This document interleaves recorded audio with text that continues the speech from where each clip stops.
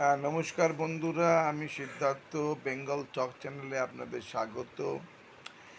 কালকে যে press conference হয়েছিল রাজ্য সরকারের তরফ থেকে, সেই প্রেস কনফারেন্সের একটা দারুণ দিক আমরা এখানে তুলে নিয়ে এসেছি। সেটা হচ্ছে যারা অযোগ্য প্রার্থী, যারা কিনা টাকা দিয়ে যাদের টাকা ফেরত দেবার কথা বলা হয়েছে, যাদের চাকরি বাতিল করা হয়েছে, যাদের টাকা ফেরত দেবার কথা বলা হয়েছে ও চাকরি বাতিল করা হয়েছে, পরীক্ষায় বসতে পারবেন না। যারা পরীক্ষায় বসতে মানে বেসিক্যালি এরা অযোগ্য, যাদের টাকা ফেরত দেবার কথা বলা হয়েছে, যারা পরীক্ষায় বসতে পারবেন না, যে চাকরি বাতিল করা হয়েছে, তাদের জন্য একটা নতুন স্কিম নিয়ে এসছে রাজ্য সরকার। অন্য দপ্তরে যোগ দিতে পারেন তারা। তারা যে 15 লাখ 20 লাখ টাকা দিয়ে চাকরি পেয়েছেন, তাদের কাছে একটা সুখবর, তারা অন্য দপ্তরে যোগ দিতে পারেন। যারা শিক্ষা দপ্তরে কাজ করতেন, যারা টাকা দিয়ে শিক্ষা দপ্তরে কাজ করতেন, তাদের জন্য একটা সুখবর। যারা শিক্ষা কাজ করতেন তাদের সকল চাকরি বাতিল হয়েছে।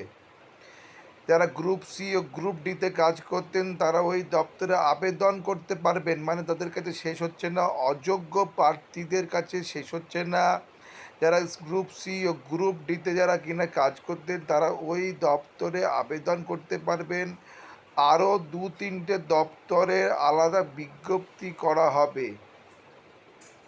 তার মানে যারা চাকরি বাতিল হয়েছে, যারা টাকা ফেরত দেওয়ার কথা বলা হয়েছে, যাদেরকে পরীক্ষায় বসতে পারবেন না, তাদের জন্য সুখবর নিয়ে রাজ্য সরকার।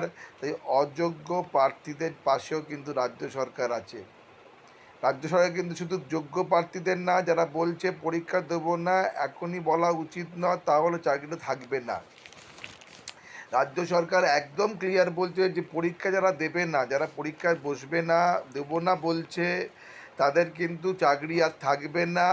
এটা সরকারের নির্দেশ নয়, কিন্তু স্বার্থপর মানুষ তালিকা বাতিল করে এখন বন্ধু হতে চাইছে।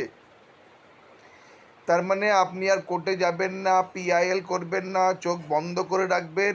কেন? রাজ্য সরকার যা করছে সেটাই ঠিক করছে। তাই বন্ধুরা, যারা মনে করছেন চাকরি বাতিল অযোগ্য, তাদেরকে সরকার কিন্তু করে দিচ্ছে যোগ্য। Thank you.